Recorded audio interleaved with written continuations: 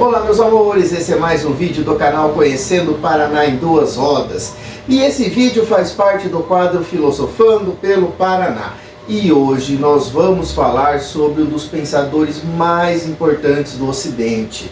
Um dos pensadores mais importantes da história da filosofia. Tanto é que a história da filosofia se divide em antes e depois dele. Nós estamos falando do grego Sócrates. O Sócrates que viveu no século 5 e 4 a.C. Ele nasceu no século 5 a.C. e morreu no século 4 a.C. Ou seja, ele viveu na época da Atenas clássica, o auge da cultura ateniense, o auge da arte ateniense, da democracia grega. Sócrates, ele é considerado, ele é um pensador tão importante que, como eu disse, ele divide a história da filosofia entre antes e depois dele. Os pensadores que vieram antes dele são chamados de pré-socráticos. Mas por que o Sócrates é tão importante? Por que nós precisamos estudar o Sócrates? Qual é o legado do Sócrates? Por que a história da filosofia se divide em antes e depois dele? Nós vamos procurar responder essas questões aqui nesse vídeo, mas antes vamos falar um pouquinho sobre a vida dele. Sócrates, como eu disse, nasceu na Grécia Antiga, vem de uma família muito humilde. O pai dele era escultor e a mãe dele era parteira. Ele se casou, teve 3 filhos, uma vida em busca da sabedoria, tanto é que se torna um dos principais filósofos do Ocidente. Por que ele divide a história da filosofia entre antes e depois dele? Porque ele muda o objeto de estudo da filosofia. Os filósofos pré-socráticos estudavam o cosmos, o universo, a physis, ou seja, a filosofia pré-socrática era uma cosmologia. O Sócrates passa a tentar estudar o ser humano. O Sócrates passa a dar atenção para o ser humano. Estudar o universo, entender o universo, quem nós somos, de onde o universo surgiu, por que estamos aqui, isso é importante? Claro. Mas, de acordo com Sócrates, estudar o ser humano é mais importante do que estudar o universo. O Sócrates, ele passa a querer entender os valores, o que é justo, o que é a coragem. É isso que mais importa para o Sócrates. Bem, então ele muda o objeto de estudo da filosofia e ele passa a querer entender o ser humano. E aí tem uma frase que ficou para a posteridade, que é a frase: conhece-te a ti mesmo. Por que conhece-te a ti mesmo? Pessoal, nós somos iguais? Bem, nós somos iguais enquanto dignidade humana, enquanto condição humana, nós somos iguais perante a lei. Mas nós somos muito diferentes. Nós somos pessoas diferentes, nós temos histórias de vida diferentes, nós temos dificuldades diferentes, facilidades diferentes, talentos diferentes, traumas diferentes, nós somos diferentes. Então, se tem uma coisa que eu preciso entender, sou eu. Quem eu sou? Daí a famosa frase dele: conhece-te a ti mesmo. Como que eu vou construir uma vida? Como que eu vou viver se eu não sei nem quem eu sou? Então, a primeira coisa que eu preciso saber é quem eu sou. Olha a frase: conhece-te a ti mesmo. E o Sócrates, ele tinha uma coisa assim, meio enigmática. Porque o Sócrates era considerado o homem mais sábio da época dele. Todas as pessoas, quando queria entender uma coisa, quando estava em dúvidas com alguma coisa, quando queria um conselho, procuravam Sócrates. As pessoas acreditavam que o Sócrates era o filósofo mais sábio que existia. Mas o Sócrates mesmo não se considerava sábio. O Sócrates acreditava que os outros eram mais sábios que ele. E isso não era uma falsa modéstia, não era um charminho, ou na gíria contemporânea, né? Ah, ele é um mala. Não, Sócrates não era um mala. É que realmente ele acreditava que as pessoas, que os outros eram mais sábios do que ele. Só que todos os outros diziam que ele era o mais sábio. Até que um amigo dele, vai até o oráculo de Delfos. O que era o oráculo? O oráculo, ele era uma espécie de um sacerdote. Os gregos acreditavam que o oráculo tinha uma comunicação com os deuses. Então os deuses contavam aquilo que o oráculo queria ouvir. Os deuses contavam o que o oráculo perguntava. O oráculo era o sacerdote e a mensagem. O amigo vai ao oráculo de Delfos e pergunta para o oráculo: quem é o homem mais sábio que existe? O oráculo diz: Sócrates. Esse amigo vai até o Sócrates e fala: Sócrates, não tem jeito, não tem como você negar mais. O homem mais sábio que existe é você. Inclusive quem confirmou foi o oráculo. E aí tem um problema, porque o Sócrates acreditava no oráculo. Todos ali na Grécia Antiga acreditavam no oráculo. Do mais pobre ao mais rico, do mais simples ao mais sábio. As pessoas acreditavam no oráculo. O Sócrates também. E aí o Sócrates ficou com aquilo na cabeça, né? Poxa, mas eu não sou mais sábio. Como que o oráculo falou? Aí o Sócrates falou: vou testar isso. Vou colocar isso em prova. O Sócrates pensou: eu vou fazer perguntas para as pessoas. Perguntas que eu não sei. E as pessoas vão responder questões que eu não sei a resposta. E eu vou provar para as pessoas e para o oráculo que eu não sou mais sábio que os outros. E ele vai fazer isso em praça pública. Pessoal, aqui tem uma coisinha, um parênteses aqui importante. A praça pública na Grécia Antiga era a ágora. Então, os gregos tinham uma relação com a praça pública bem diferente do que nós temos. Os gregos iam à praça pública. Quem ia à praça pública? Do mais simples ao mais rico. As pessoas de várias classes sociais iam à praça pública. As coisas aconteciam na praça pública. Era na praça pública que se conversava sobre política, sobre arte. Era na praça pública que se conversava sobre a vida dos outros. Era lá que se fofocava. As peças de teatro, as famosas peças de teatro gregas, essas peças de teatro eram ensinadas em praça pública. Então, as coisas aconteciam na praça pública. A vida social grega se dava na ágora, na praça pública. Então, onde que o Sócrates vai colocar isso à prova? Na praça pública. E ele pensa: eu vou fazer perguntas para as pessoas e as pessoas vão me responder. Aí ele começou a perguntar. E as pessoas começaram a responder. Só que aí o Sócrates percebeu que aquelas respostas não eram consistentes. Que na verdade aquelas respostas não eram verdadeiras, não eram boas. Então o Sócrates começou a fazer perguntas. Então o Sócrates perguntava uma coisa, a pessoa achava que sabia, o Sócrates ia perguntando, até que a própria pessoa percebia que tinha entrado em contradição. Ou seja, a pessoa achava que sabia, mas não sabia. Aí o Sócrates foi fazer esse teste com várias pessoas. Várias perguntas, de vários assuntos, com várias pessoas que tinham fama de sábias, de serem sábias. Nenhuma dessas pessoas passaram pelo teste do Sócrates. Aí o Sócrates chegou a uma conclusão: realmente, eu sou muito mais sábio do que essas pessoas. Porque eu sei pelo menos uma coisa. Essas pessoas acham que sabem, mas não sabem. Eu pelo menos sei uma coisa, de que eu não sei. Daí a sua famosa frase: só sei que nada sei. Essa frase, ela é muito mais profunda do que vocês estão imaginando. Primeiro que essa frase é o antídoto da ignorância. É o oposto da ignorância.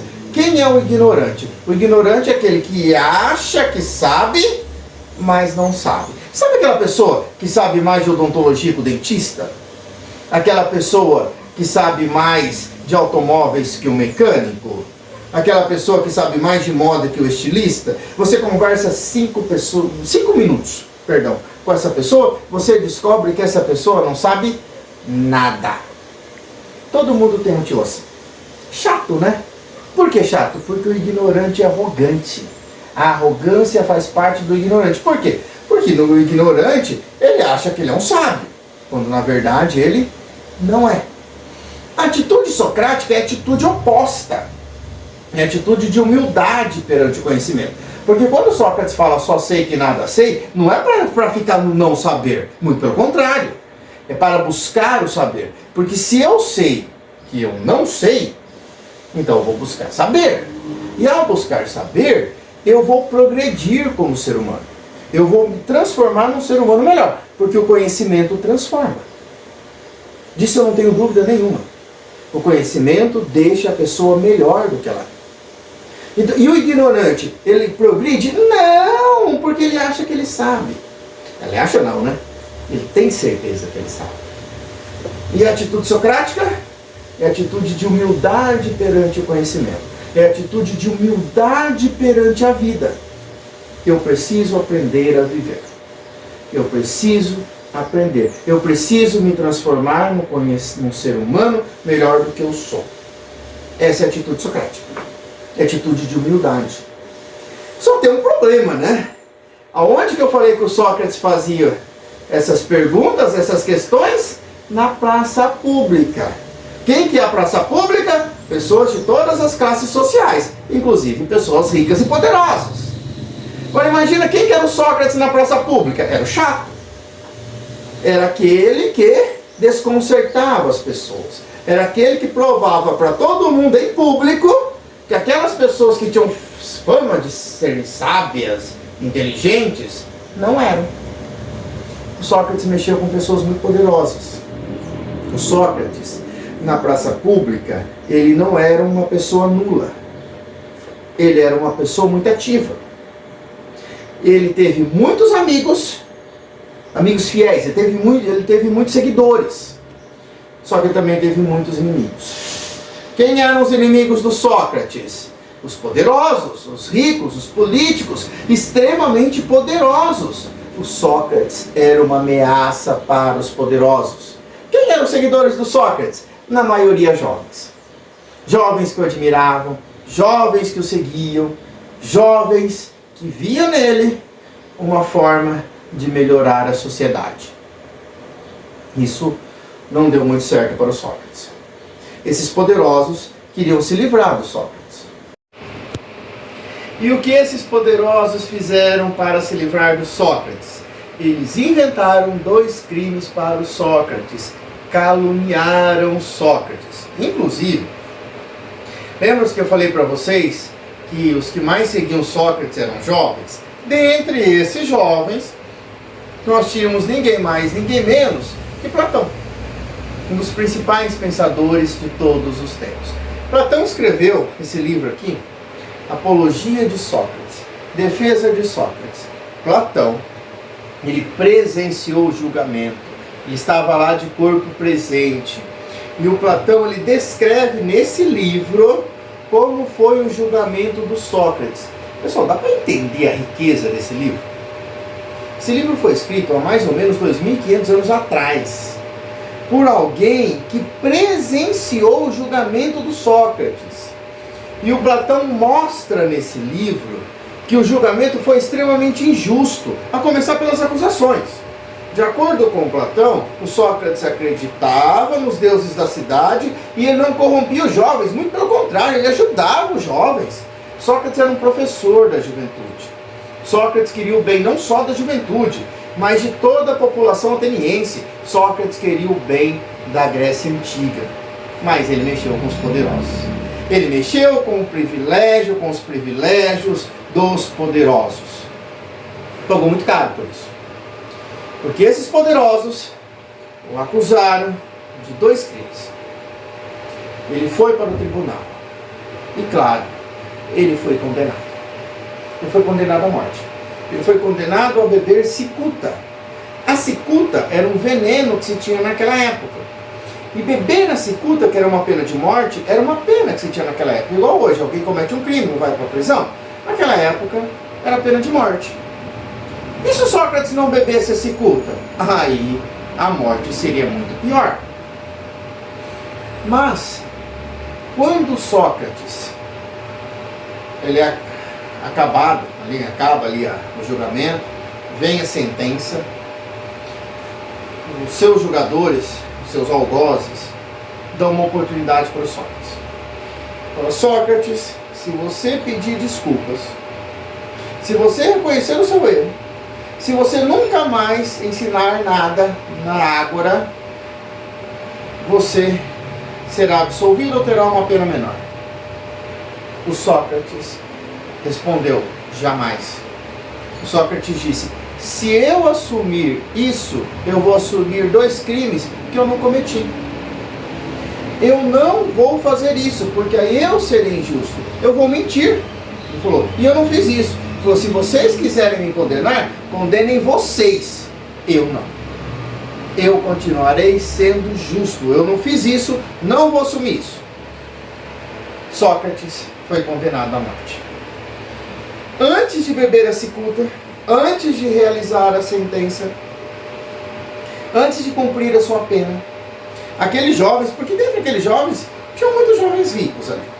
Aqueles jovens arquitetaram um plano de fuga para o Sócrates. Quando chegaram com um plano de fuga, o Sócrates disse, não vou aceitar isso. Porque se eu fugir, eu vou cometer uma injustiça. E eu não vou cometer uma injustiça para salvar uma outra injustiça. Porque as pessoas que eram muito próximas ao Sócrates falavam para ele, argumentavam, Sócrates, você está sofrendo uma injustiça, não é correto isso, você precisa fugir, é injusto o que está acontecendo. E o Sócrates falava, sim, é injusto, mas se eu fugir, eu vou ir contra a lei, e ir contra a lei é uma coisa injusta. Ele falou, não vou fazer isso, vou seguir até o final. Ele tomou o cálice de cicuta, extremamente sereno e tranquilo. As pessoas que estavam em volta dele, todos desesperados, aquela coisa toda, e ele na sala, sereno, consolando. Ele estava consolando as pessoas. Até porque ele acreditava que numa vida após a morte. E as pessoas que vivessem de uma forma digna, justa, correta, moralmente correta, iria para essa vida boa. Então, na crença dele, na cabeça dele, ele estava indo para um lugar melhor. Então, ele bebe o cálice de cicuta e morre. Quem morreu? O homem Sócrates. O homem Sócrates morreu. Mas o seu pensamento não. Quem morreu foi Sócrates. As suas ideias vivem 2.500 anos depois. E com certeza viverá muitos séculos depois.